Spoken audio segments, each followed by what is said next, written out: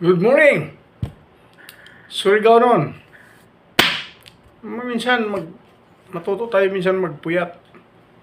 Kay ate i-address inin mga problema na mga tag tag-atang sa atin natin mga palpak na mga politician. Katulad na lamang ito si Barbers. Barbers! Ako'y sumasaludo sa kakapalan ng mukha mo. Natatawa ako sa sinasabi niya. Sabi niya,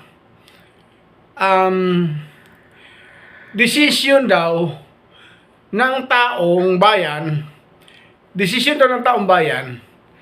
yung pag-impeach kay BP Sara, sabi niya. Pero actually, hindi ito yung gusto kong ulit-ulitin, pero sige, hindi bali, mamaya. Babalikan natin yung issue na gusto kong mananatiling buhay sa isip ng tao na hindi dapat nawawala. Di ba? Ngayon, sabi niya, kuwan daw, desisyon daw ng taong bayan ang pag-impeach kay Sara Duterte, kay BP Sara Duterte. Ngayon, adjusab kami is barbers pag sagara, pag tudahi, pag tunto. Adjusab kami pag kuha na. Adjusab kami pag himuan ng tunto sa kalibutan, kaya di kami kung tunto. Grabe si Barbers, nakakatawa. Napakakingkoy pala na congressman ito. Feeling kasi niya, nauuto niya yung mga tao, feeling niya, saludo sa kanyang mga tao, feeling niya sikat na sikat siya sa atin. Feeling niya, talagang successful siyang congressman sa lugar nato. Hindi niya alam na sinusuka. Sa bagay, matagal nang alam, magpapakapa lang naman kayo ng mukha eh. Paano mo nasasabing is Barbers na desisyon ng taong bayan yung pag-impeach kay BP Sara? Paano mo nasasabi? Ilan na ba ang bumulong sa'yo na i-impeach si Sara? Yung buong, distrito mo, yung kalahati, bumulong sa'yo na i-impeach si Sara. Kasi sinasabi mo na nire-represent mo. Medyo pinaganda niya yung kanyang function bilang representative. Talagang may buhay ang kwento. Buhay ng kasinungalingan ni S. Barbers, ang palpak na congressman ng distrito ng Surigao del Norte. Isang palpak na congressman. Isang mambubudol katulad ni Marcos. Binubudol tayo. Mga kababayan, hindi naman tayo nagmamalabis. Pero ang gusto ko lang maintindihan ng tao,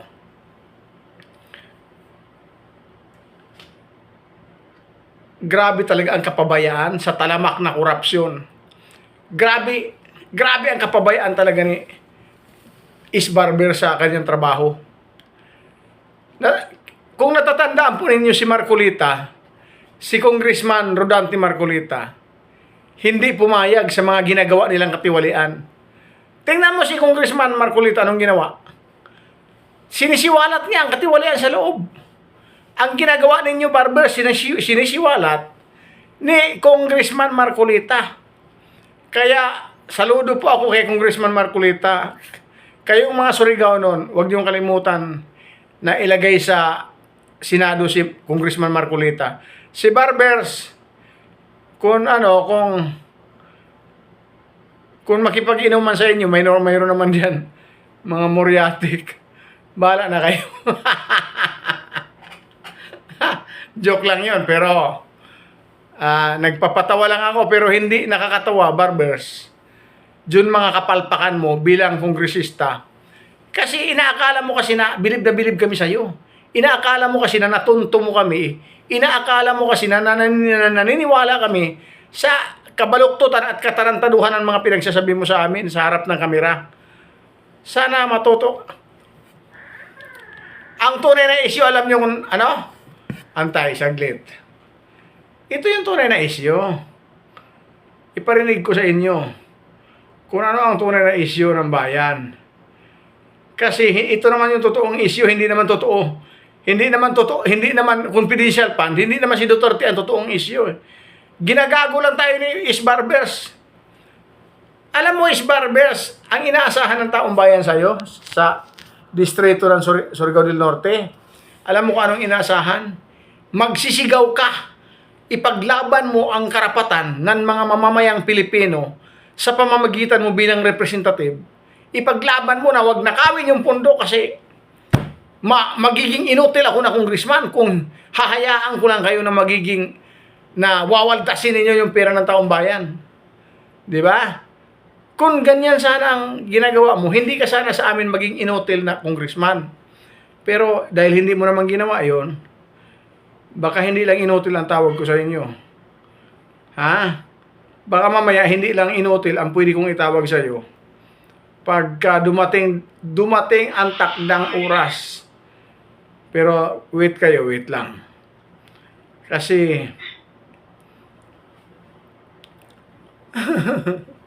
nakikatawa ka kang Barbers. Grabe ba si Barbers kakingkoy na congressman? Kasi doon dyan mga panluloko ng mga pananalita na akala mo talaga totoo, akala mo talaga galing sa puso, akala mo talaga sincere sa kanyang mga pinagsasabi. Akala niya, pinaniniwalaan natin, akala niya, ganon tayo katonto, ganon tayo katanga.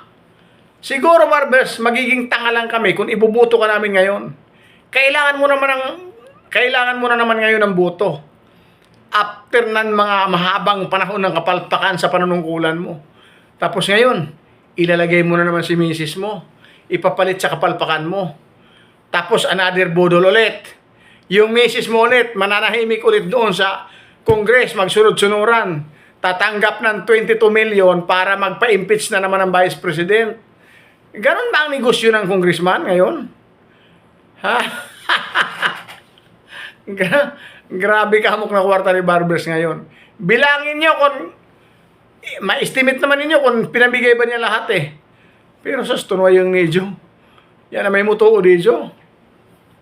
Adyo kami medyo pagturahin pagtunto. Grabe si Barbers. Hinahataw mo na kami sa pagtunto mo sa amo.